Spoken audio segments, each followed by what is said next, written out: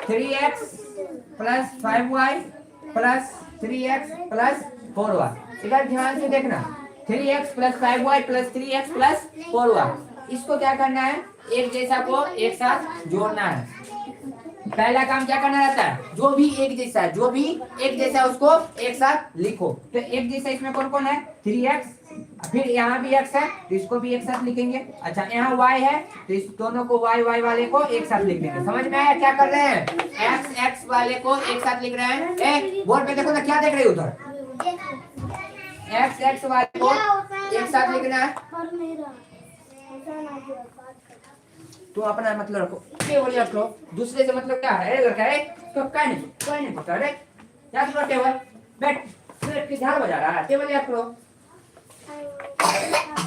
बैठा हुआ है आराम से। ए लड़का अंदर में पढ़ो, दिख रहा, टेबल याद कर लो सारा, नहीं तो मार खाएगी।